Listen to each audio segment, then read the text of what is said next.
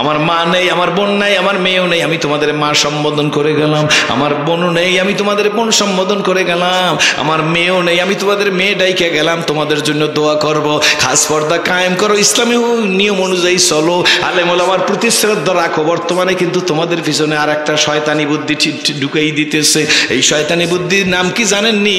কয় ডাক দিয়া কয় মহিলাদের অধিকার খর্ব করিয়া তোমাকে সমান অধিকার থেকে বঞ্চিত করতেছে। এইগুলা শুনে শুনে আমার মায়ের আর টুপিয়ালাগো প্রতি হুজুরকে প্রতি বেশি খেপে গেছে। কি বলেন ঠিক নেবে ঠিক? এই জন্য মাগো তোমাদের বইলা যায়, আমি নও মুসলিম, তোমরা পুরান, তোমরা আমার চাইতে ভালো জানো। মাগো আমরা সমান অধিকার বলি না, আমরা নারীর অধিকার বেশি বলি, নারীর অধিকার বেশি বলি। কি বলেন ঠিক নেবে ঠিক? তোমাদের কয় সমান অধিকার, কোনো মানুষ সমান অধিকার পুরুষ আর মহিলা হইতে পারে না। কি বলেন সত্য না মিথ্যা? আমরা তোমাদেরকে, ইসলাম তোমাদেরকে বাঁচার অধিকার দিয়েছে। এমন কোনো বাপের বেটা বলতে পারবে না যে মহিলাদের বাঁচার ব্যবহার অন্য কর্ম ধর্মের লোক দিয়েছে। মায়েদের বাঁচার অধিকার একমাত্র ইসলাম দিয়েছে। জাহিলিয়াতের যুগে নিজের কন্যা সন্তানকে দাফন করার প্রথা ছিল, কি বলে গলা টিপে হত্যা করার প্রথা ছিল। আল্লাহর নবী সরকারে দো জাহান জনাবে মুহাম্মদুর রাসূলুল্লাহ সাল্লাল্লাহু আলাইহি ওয়াসাল্লাম বলছে, কোন মহিলাকে শিশুকে জন্মের জন্য দাইনে হত্যা করা চলবে না। আমার নবী মুহাম্মদুর রাসূলুল্লাহ তোমারে বাঁচার অধিকার দিল, আর তুমি টুপিয়ালাগো দেখতে পারো না, এই বলতো যে তুমি ভোগবা, তা কিন্তু বুঝতে পারো না। আমি সব জায়গায় এক লাইনে বুঝেই গেছি, মা গো তোমার ঘরে লোয়া বানাইতে চাই, আসলে তোমরা সোনা, পুরুষ হইল লোয়া, মহিলা হইল সোনা। সোনার একবারই সোনার দাম 85 টাকা, 85,000 টাকা। কি বলেন ঠিক নেবে ঠিক? 1 কেজি লোয়ার দাম 400-500-600 টাকা হইতে পারে। কি বলেন ঠিক নেবে ঠিক? বলার মানুষ জ্ঞানী মানুষ। আমি জিজ্ঞেস করি আপনাদের দেশে কোদাল বানায় কি দিয়া? হন্তা বানায় কি দিয়া? সাপল বানায় কি দিয়া? হাতুর বানায় কি দিয়া? করাত বানায় কি দিয়া? জোরে কোন কি দিয়া বানায়? আপনারা আমার কথার উত্তর দেবেন। কানের দুল বানায় কি দিয়া? নাকের ডাইল বানায় কি দিয়া? কপালের টিলকি বানায় কি দিয়া? গলার চেইন বানায় কি দিয়া? হাতের রুলি বানায় কি দিয়া? পায়ের নুপুর বানায় কি দিয়া? এইটার বড়ি হইল 85,000 টাকা। কি বলেন সত্য না মিথ্যা? কত হাজার বর্তমানে জানি না, আন্দাজ করিয়া কইলাম 85,000 টাকা। কি বলেন ঠিক নেবে ঠিক? দা খন্তা কুড়াল করাত বানায় লোয়া দিয়া, দাম কম কাম বেশি। সোনার দাম বেশি কাম কম। সোনার রাখে স্টিলের আলমারির মধ্যে। কি বলেন ঠিক নেবে ঠিক? তাও একটা চেইন একটা রুলি কিন্তু শুধু স্টিলের আলমারির মধ্যে রাখে না, সুন্দর করে প্যাকেট করে আর একটা প্যাকেটের মধ্যে ঢুকায়, জুয়েলারির প্যাকেটের মধ্যে। এই প্যাকেটটা নিয়ে স্টিলের আলমারিটা খুললে আর একটা সেফ রুম আছে, এইটার মধ্যে সুন্দর করে ঢুকাই, লম্বা একটা চাবি আছে, 2-3টে মোড় দিলে আটকে যায়। এরপরে চাবিটা পকেটের মধ্যে নিয়ে আরেক জায়গায় গোপন করে রাখে। এইটা সোনা, যেহেতু এইটার পরই 85,000 টাকা, এইটার জানতাম জায়গায় রাখা যায় না। খন্তা দিয়ে মাঠে কোদাল কাইটা, মাটি কাইটা আইনাই নাড়ার ঘরে, কুড়ের ঘরে, পাকের ঘরে রাইখা দিয়েছে। কি বলেন ঠিক নেবে ঠিক? এমন চিন্তা করে নাই খন্তা যদি চুরি হয়ে যায় কি হবে? খন্তা চুরি হইলে কিছু হয় না, কোদাল চুরি হইলে কিছু হয় না। খন্তা দিয়ে মাটি কাটে, কাম বেশি দাম কম। কোদাল দিয়ে মাটি কাটে, কাম বেশি দাম কম। কি বলেন ঠিক নেবে ঠিক? করাত দিয়া গাছ ছেড়ে, কাম বেশি দাম কম। পুরুষের দাম কম, কাম বেশি। মহিলার দাম বেশি, কাম কম। জোরে কোন সুবহানাল্লাহ। সংক্ষেপে কি কথা ধাক্কা এসে গেছে, এই জন্য বললাম মহিলার দাম বেশি কাম কম, পুরুষের দাম কম কাম বেশি। খেজুর গাছে ওইটা রস গাছ কাটতে পারবে না কোনো মহিলা, কিন্তু যারা সমান অধিকারের কথা বলে, এই যে বলুক কে বলে, কি বলেন ঠিক নেবে ঠিক? তোমাকে তারা গাছ কাটাইতে চায়, রিক্সা চালাইতে চায়, ঠেলা গাড়ি চালাইতে চায়, ইট ভাঙতে চায়। কি বলেন ঠিক নেবে ঠিক? এখন তো শুরু হয়ে গেছে মহিলারা ছাদ ঢালাইয়ের নেতৃত্ব দিয়ে। কি বলেন ঠিক নেবে ঠিক? আগামীকাল ছাদ ঢালাই দেবে, রোকে হইবে, এইটার লিডার। কি বলেন ঠিক নেবে ঠিক? 70টা পুরুষে মাথায় করিয়া সুরকি টানে, রোকেয়া বেগম কোমরে গামছা বান্ধা বেপার দেয়, পাঞ্চা আঙ্গুল দিয়ে এইরম এইরম করে। কি বলেন ঠিক নেবে ঠিক?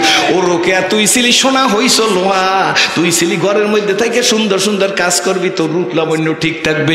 তুই যখন বেশি মাতুব্বরি চাইছো, তোর দ্বারা আল্লাহ এখন সুরকি ঢালাই দেওয়ার কাজের নেতৃত্ব দিতেছে। তুই জীবনে কোনোদিন রাবেয়া বর্ষি হইবার পারবি না। কথা শেষ, এই কথা শেষ করে দিলাম। আন্না ধাক্কা লেগে গেছে, এই জন্য বলছি। কি বলেন ঠিক নেবে ঠিক? তোমরা মায়ের জাত। কি বলেন ঠিক নেবে ঠিক? ইসলামী শরীয়তের বিধান, পুরুষরা জামাতে যাই নামাজ পড়বে, মহিলারা ঘরের কোনায় নামাজ পড়বে। পুরুষরা জামাতে যাই যে পরিমাণ নামাজ পড়লে সওয়াব পাইবে, মহিলা ঘরের কোনায় নামাজ পড়লে তার সাথে বেশি সওয়াব পাইবে। জোরে কোন সুবহানাল্লাহ। খুশি না বাজার? খুশি না বাজার? জোরে কোন। কিছু বেশি বুদ্ধিমান আইসা আপনার করে ঘর থেকে মসজিদে নিতে চাই, কি বলেন যায় না, আমার কোনো আপত্তি নেই, এটি আমার কোনো কান্টার না, কিন্তু আপনার করে দেখি ইসলাম কবুল করছি বুঝা বুঝা রেখাপাত করিয়া ইউটিউব দেখে আপনারা শরীয়তের মশলা দিয়েন না। এখনো যেন হাটাজারির হুজুররা মরে নাই, ভোলার বড় বড় মুফতি সাহেবরা মরে নাই, কি বলেন ঠিক না বেটি? ইউটিউবে টিপ দিয়ে এক জায়গায় যাওয়ার পরে যে ওয়াজ শোনে, পরে আর একটা টিপ দিলে আর এক ওয়াজ শোনে, একটার সাথে আর একটার মেলে না, এক মশলার সাথে আর একটা মশালা মেলে না, কি বলেন ঠিক না বেটি? কেউ চাই ইসলামের গোড়া শখ খামো আর কে মাঝখান দিয়ে কাইটে দিব, কি বলেন ঠিক না বেটি? এখনো কৌমিয়ার হুজুররা বড় বড় আছে, আলিয়ার হুজুররা বড় বড় আছে, হাটাজারির হজরত আছে, সরমনায় শর্ষিনা ফুরফুরা আছে, কি বলেন ঠিক না বেটি? বোলাই ঐতিহ্যবাহী বড় বড় কালিয়া বড় বড় মাদ্রাসা আছে, কি বলেন ঠিক না বেটি? বোলাই বড় বড় মুফতি আছে, এদের কাছে যাই না, তুমি নিজের জীবনটাকে পরিচালিত করিও, এমন জীবন তুমি করিও গঠন, মরিলে হাসিবে তুমি কাঁদিবে ভুবন। খুশি না বাজার? জোরে কান খুশি না বাজার? ও বন্ধু, একদিনে সব বলা যাবে না। বাবাজি মনে আসেনি আব্দুল উজ্জার ডাক দেয়া কই নবীরে ভালোবাসা পালাইছি, চাচা ডাক দেয়া খাই ইসলাম কবুল করছো, তুমি ইসলাম কো, ইসলামের কথা বলো, নবীরে তোমার ভালো লাগছে, মনে আসেনি ওই পর্যন্ত? কয়টা পর্যন্ত চালাইতে গেছে তাও তো কিছু বলে নাই, অনেক রাত হয়ে গেছে। খুশি না ভাই? জোরে কেন আলহামদুলিল্লাহ। মনে আছে তো নবীর প্রেমে কলেমা পড়ছে, সত্য না মিথ্যা? জোরে কেন? চাচা ডাক দিয়া কায় সালাক, কলেমা তো পড়ছো, পরিণতি জানুনি, একামতের দিনের কথা তো জমিনে পড়ছো, পরিণতি জানুনি, জেল জুলুম নির্যাতন নিপীড়ন, যে বেটা খাঁটি মুসলমান কবি জেল খাটে, বড় বড় বেটারা খাটলাম, ঠিক না বেটি? নির্যাতন আর নিপীড়ন যদি হয় 116 জনের মধ্যে যদি নাম থাকে তাতে দোষটা কি, কি বলেন ঠিক নেবে ঠিক? এই মুসলিম নেভার ব্রেক ইজ ওয়ার, তাতে আমার কিছু আসে আর যায় না। খাব্বাব খোবাইবের জীবনী পড়েছি, বেলালে হাবশির জীবনী পড়েছি, ফারুক আজম ওমর রাদিয়াল্লাহু তাআলার জীবনী পড়েছি, ইমানের অগ্নি পরীক্ষা পড়েছি, ইব্রাহিম আলাইহিস সালামের জীবনী পড়ছি, মুহাম্মদুর রাসূলুল্লাহ সাল্লাল্লাহু আলাইহি ওয়াসাল্লামের গিরি সংকটের কাহিনী জানছি, ওদের ময়দানে নবীর দাঁত মোবারক শহীদের কথা জানছি, তায়েফে নবীরে বেহুশ করিয়ে ফেলাইছে জানছি। সুতরাং আমার জীবন আমি এমন ভাবে গঠন করতে চাই, ওনরা যে পথে চলছে আমার তরি সেই পথে চলবে।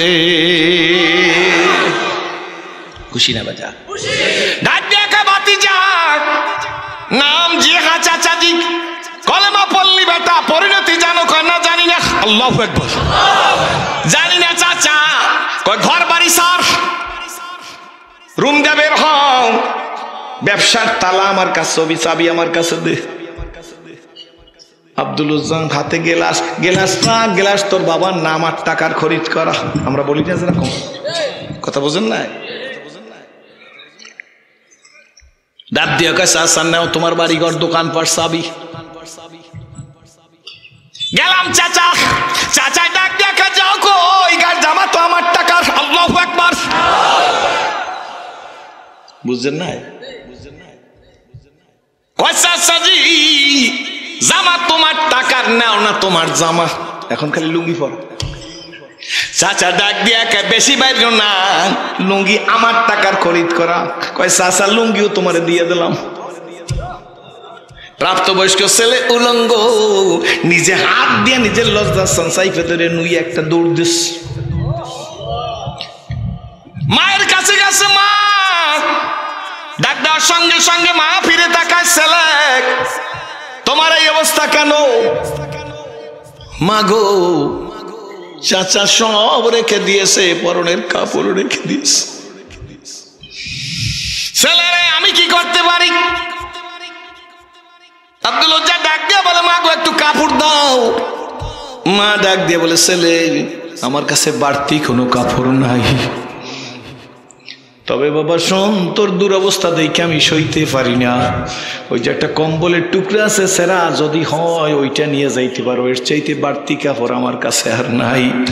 আব্দুল উজ্জা বলে, মা চলবে, কম্বলটা বেচাই দিছে, আজও পড়ছি বাবা দুপুরের আগে। আহা, একদিকের হাঁটু ঢাকে আর একদিক বাইরে যায়, টাইনে টাইনে ঠিক করতেছে। ডাক দেখে, মা যাই, কই যায় জানি না, 1 মাইল না 10 মাইল, 20 মাইল, 100 মাইল, 100 মাইল না 200 মাইল আব্দুল উজ্জা নবীরে খোঁজ দিচ্ছে। জীবনে ছেলেরে চিনছি, ছেলের জন্য কাঁদি, মায়েরে চিনছি, মায়ের জন্য কাঁদি, নেতা হওয়ার চিনছি, নেতৃত্বের জন্য কাঁদি, কি বলেন? ইসলাম চিনিও না, ইসলামের জন্য কাঁদিও না। চোখের পানি পড়ে, নবীর সন্ধানে বের হইছে। আল্লাহু আকবার। কিচ্ছু নাই, এক বোতল পানিও সাথে নাই। দিনকে দিন বৈশা কষ্ট করতে করতে মদিনার মসজিদের কিনারে হাজির।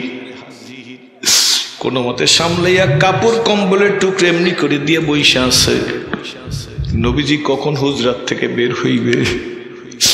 আসলে ভাইজান কি বলবো আর কি দিয়ে বুঝাবো? এই ওয়াজ আমাদের মুখে খাটে না, আমরা সেই পথে হাঁটি না। আমরা তো কোরমা পোলাও হাদিয়ার পাগল, কি বলেন ঠিক নেবে ঠিক? আমরা হইলাম টাকার পাগল। আমাদের মুখে এই ওয়াজ শোভা পায় না, সত্য না মিথ্যা? আমাদের রাসূল হুজরাত থেকে বের হইছে।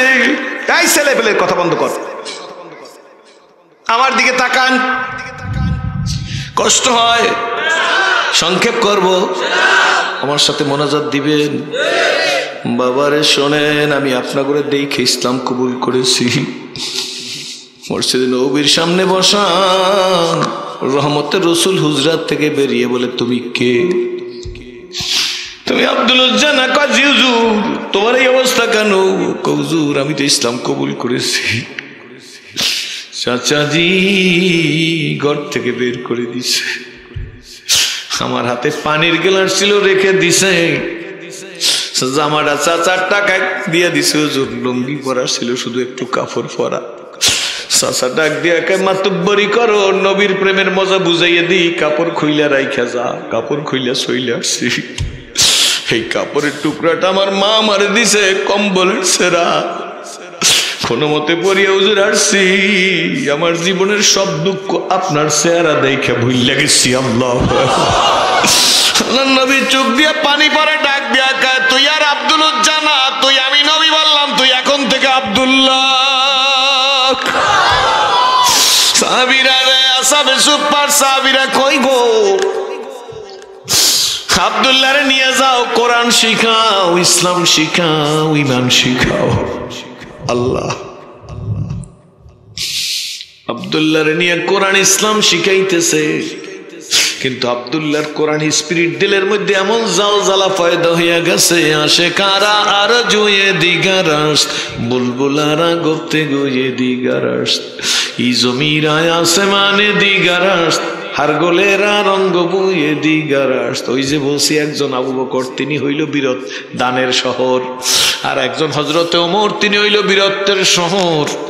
আর একজন হইল লজ্জার শহর, তিনি হযরত ওসমান। আর একজন এলেমের শহরের দরজা, তিনি হইল হযরত আলী।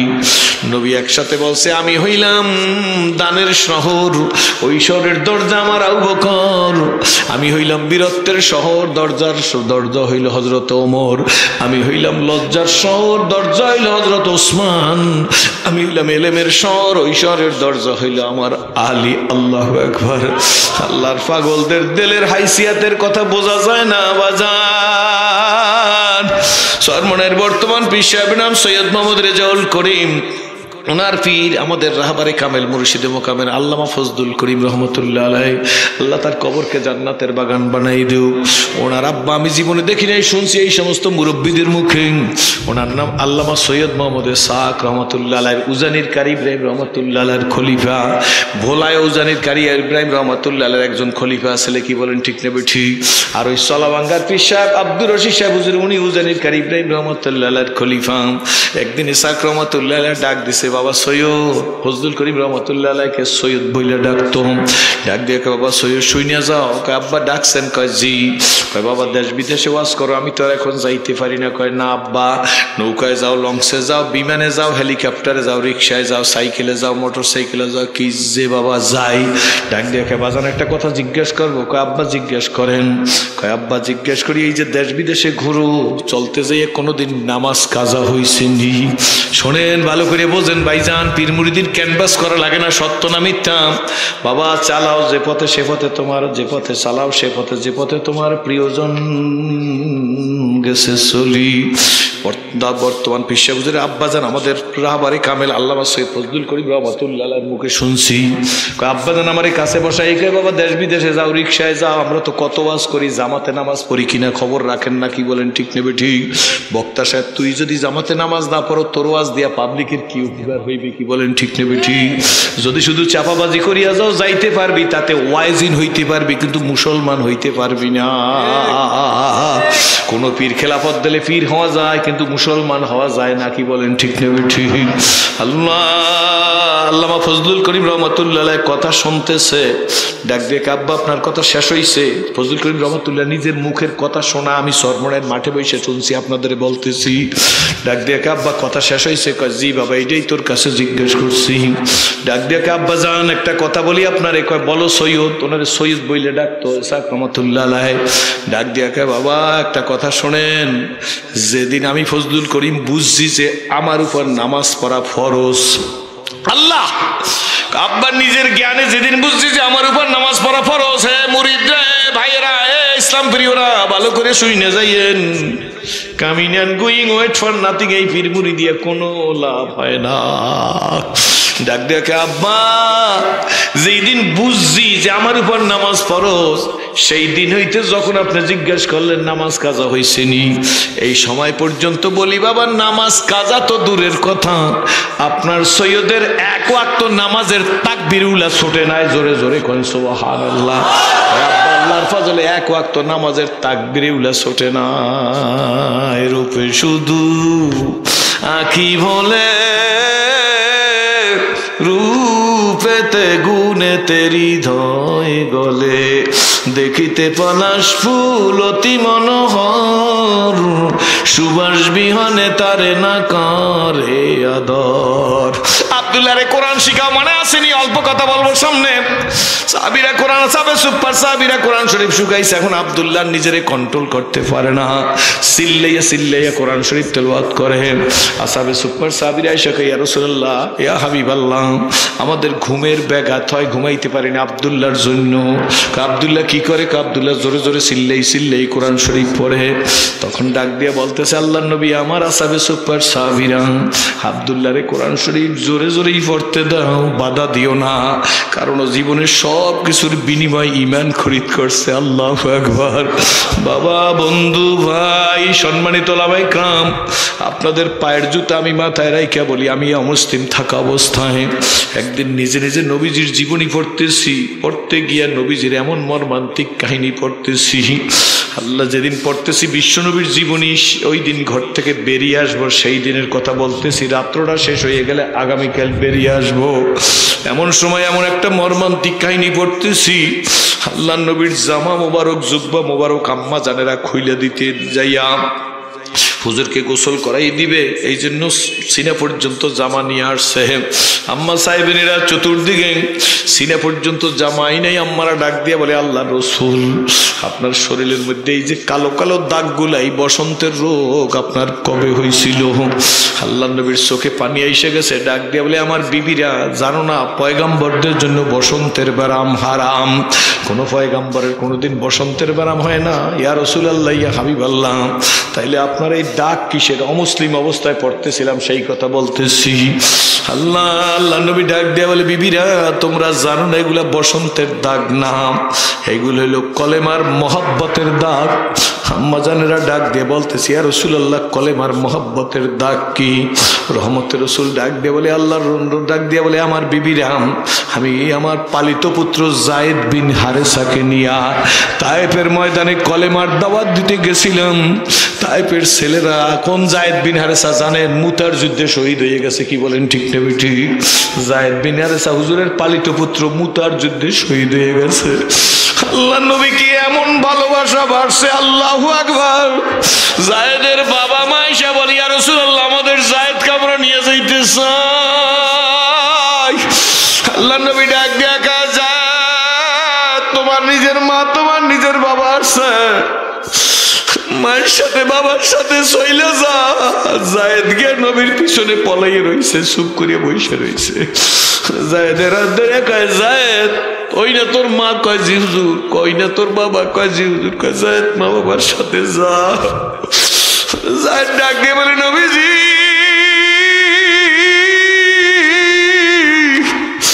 আমার বাবা মা সত্য, কিন্তু আপনার মোহাব্বত আমার বাবা মার কাছে যাইতে দেয় না। আমি ক্ষমা চাই, আমি বাবার সাথে যাব না। ইশকে महबूबे खुदा जिस दिल में हासिल नहीं, लाखों मोमिन हो मगर ईमान में कामिल नहीं। अल्लाह नबी डाक দিয়ে বলে বিবিরা, যায়েদ বিন আরে সাকিনা তায়েফে কলেমার দাওয়াত দিতে গেছিলাম, কলেমা তো কবুল করেই নাই। নেতৃস্থানীয় লোকেরা পাথরের কুচি টোকাই নিয়ে ছোট্ট ছেলেদের হাতে দিয়ে বলছে মদিনার ওই পাগলের গায়ে পাথর মারো। খোদার কসম করিয়ে বলে হুজুররা, সেই দিন আমি ইসলাম কবুল করি না, যেই দিন এই ঘটনা পড়তেছি। আল্লাহ নবী ডাক দিয়ে কই বিবিরা, ছোট্ট ছোট্ট ছেলেরা পাথরের কুচি নিয়ে আমার দিকে আসতেছে মারার জন্য। আমার জায়েদ দুই হাত পাই দেখা, ছেলেরা কার গায়ে পাথর মারো, পাথর নিয়ে কই যাও?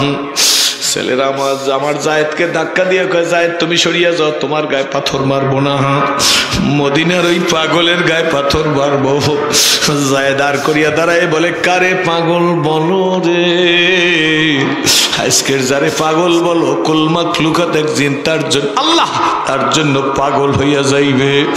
জায়েদ দাঁড়াই বলে ছেলেরা পাথর আমারে মার, জমিনে বেহুশ করিয়া ফালা, আমি মারা গেলে এই পাথরের টুকরা দিয়া দাফন দিয়ে দিস, তবু রহমতের রসুলের দিকে তোরা যাইস না।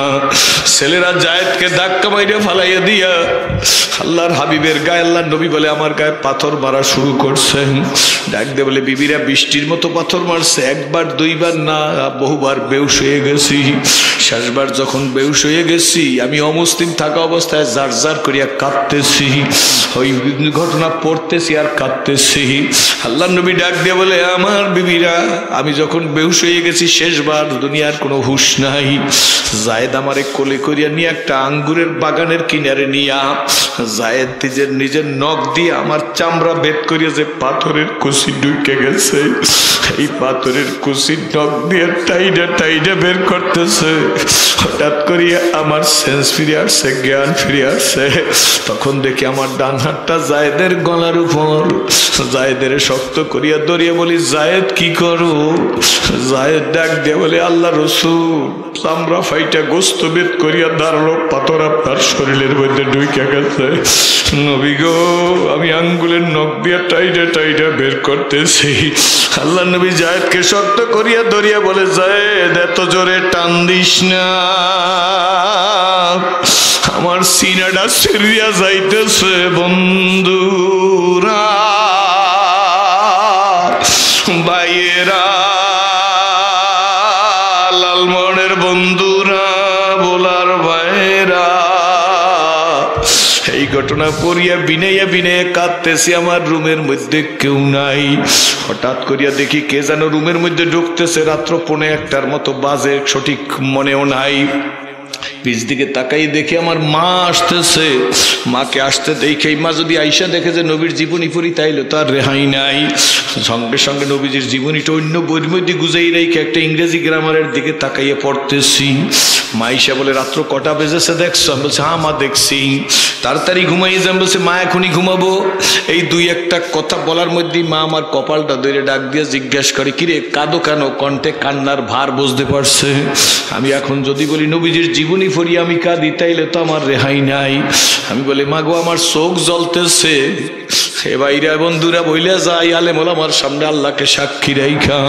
তখন আমি বলছি চোখ জ্বলতেছে। নবীজির জীবনী পড়ি আমার চোখ জ্বলতেছিল না, আমার কলিজা জ্বলতেছিল। আমি এই বছর গেল হজেও নবীজির রোজায় দাঁড়ায় বইলে আসছি ইয়া রাসূলুল্লাহ ইয়া হাবিবাল্লাহ, আমি সিরাজি আপনার রোজার কাছে আসছি।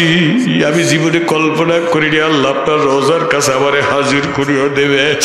নবীজি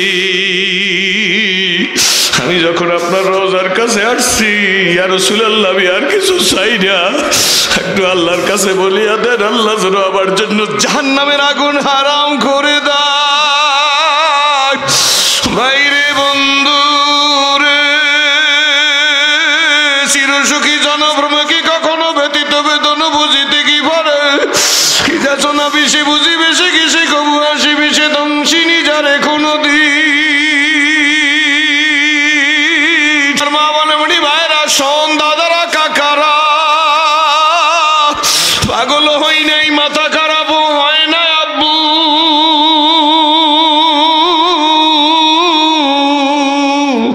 বরঞ্চ যেদিন অজু গোসল করে আমার মালিকের প্রথম সেজদাটা দিছি আল্লাহর কসম আল্লাহর কসম আল্লাহর কসম একটা সেজদার মধ্যে আমার মতো সিরাজিরে আল্লাহ যে শান্তি দিছে রে এই বাংলার প্রেসিডেন্ট বানাইলেও সেই শান্তি পাওয়া সম্ভব না যদি বিশ্বাস হয় আর দিলের মধ্যে পরিবর্তন আসে আব্বুরা মুরব্বীরা হাত জাগাইবেন না জোয়ান সোনামণিরা কেউ ছোট ভাই কেউ বড় ভাই কেউ বন্ধু কেউ ভাইয়ের মতো কে কে তৈরি আছো যে সিরাজি তুমি ছিলা জাহান্নামের আসামি তোমার গলায় কোরআনের রশি লাগাইয়া আজকের আমাদের মাহফিলে বসার তৌফিক দিয়েছে তোমাকে ওয়াদা দিলাম জীবন থাকতে ইচ্ছা কিন্তু এক ওয়াক্ত নামাজ ছাড়বো না কারা পারো দাঁড়াইয়ে দেখাও আল্লাহ দাঁড়াইয়ে যাও যুবকেরা দাঁড়াইয়ে দেখাও দাঁড়াইয়ে দেখাও দাঁড়াইয়ে দেখাও হাতে নাড়া দাও বলো না না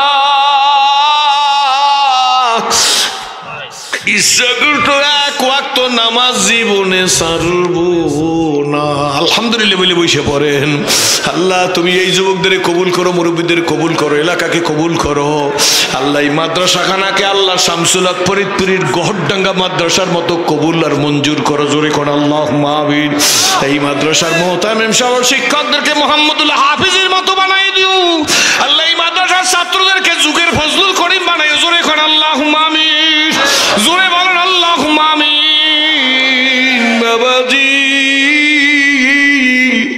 মা কপাল জাগায় বলে কিরে কাঁদো কেন বলছি মাগো আমার চোখ জ্বলতেছে ডাক দিয়ে বলে বেশি রাত্র হয়েছে তো শরীর কষ্ট হয়ে গেছে এই জন্য তোমার চোখ জ্বলতেছে এখনই ঘুমাই বলছি মা ঘুমাইতেছি তুমিও গিয়ে রুমে ঘুমাও মা মায়ের রুমে গিয়ে দরজা বন্ধ করিয়ে দিয়েছে পরীক্ষা করার জন্য দরজার কাছে একটা টোক্কা দিলাম ধাক্কা দিয়ে দেখি মায়ের রুম বন্ধ আমি খুশি হয়ে গেছি আমার রুমের সিটকানি আমি বন্ধ করিয়ে দিছি আবার বাতি জ্বালাইয়া নবীজির জীবনী বের করি আবার পড়া শুরু করছি যতই পড়ি ততই মধুর লাগে পড়তে পড়তে এক সময় ইমোশনাল হইয়া স্বপ্নের মধ্যে আজকের বেরিয়ে আপনাদের কাছে প্রায় 40-এর কোটায় আপনাদের কাছে এসে পুষছি বাবা দিনের জন্য ইসলামের জন্য মহব্বত লাগে আপনাদের জোরে বলেন লাগে এ আমার যুবকেরা আমার মুরব্বীরা আমার মতো একটা ছেলেরে আল্লাহ পাক রব্বুল আলামিন আমি এই বছর প্রতি বছর করি পাগলামি যে বছরই কাবার কাছে যাই হুজুর এই বছরও কাবার কাছে যাই ইহরামের কাপড়টা ফাঁকা করিয়া সিনেটা কাবায় লাগাই দিছি কাবায় লাগাই একটা চিৎকার দিছি কে কার কথা শোনে কেউ তো কার কথা শোনে না আমার ভাষা দিয়ে আমার মালিকের সাথে আমি কথা বলবো কি বলেন ঠিক নেবে ঠিক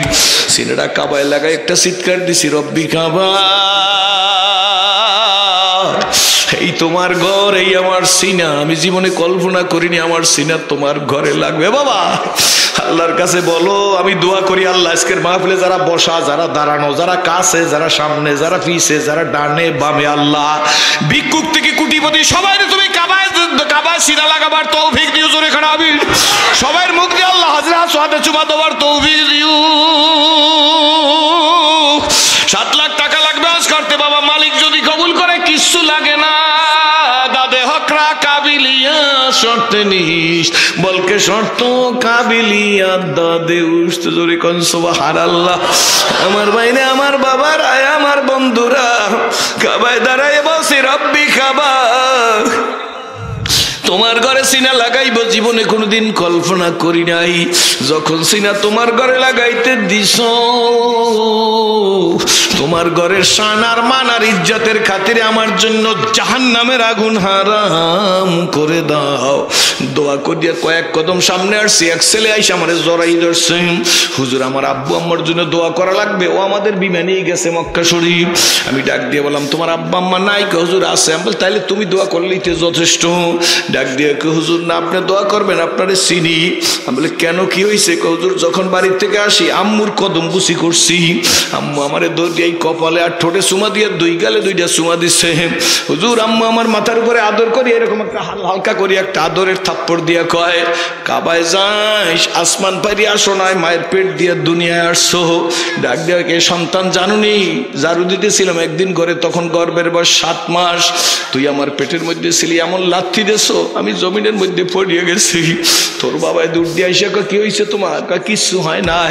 কয় পড়িয়ে গেলাজি গেলাজি, কয় না জানি কেন গুল্লা দিছে, তোর বাবারেও বলি নাই যে তুই আমার পেটে লাথি দেছ। এ ছেলে কাবায় যাও, মালিকের আমার কথা বলিস না। কয় হুজুর কাছে বাবাই কামতেছে, বাবার পায়ে ধরছি। বাবা ডাক দেখে, ছেলে কত গরিবের সন্তান তুই জানো? বাজারে যাইয়ে বাকিতে কলা কচু কিনতাম, সন্ধ্যা পর্যন্ত খুচরা বিক্রি করিয়া মালিকের টাকা দিয়ে চাউল আটা আলু কিনে বাড়িতে আসতাম। 2-1 টাকা জোগাড় করতে করতে করতে করতে হজ ফরজ হয়েছে, হজে গেছি। কাবার দরজায় দাঁড়াইয়ে তোর জন্য দোয়া করি আসছি, আল্লাহ একটা সন্তান দিছো, কাবার মেহমান বানাইও। তুই কিন্তু আমার সেই সন্তান, বাবার কথা কাবায় যাইয়ে ভুলিস না। ছেলেটা দেখি যত কথা বলে তত জানি ইমোশনাল হয়ে যাইতেছে, নিজের নিজে ভুলে যাইতেছে। আমার হাতটা টাইনা নিয়ে হুজুর আমার মায়ের ঠোঁটটা আমার গালের সাথে লাইগা রয়েছে, ওই যে পাগল হয়ে গেছে মায়ের মহব্বতের জন্য। হুজুর আমার মায়ের ঠোঁটটা আমার গালের সাথে মনে হয় লাইগা রয়েছে, আমি তো বুঝে ফেলাইছি ওরে পাগলামিতে পাইছে।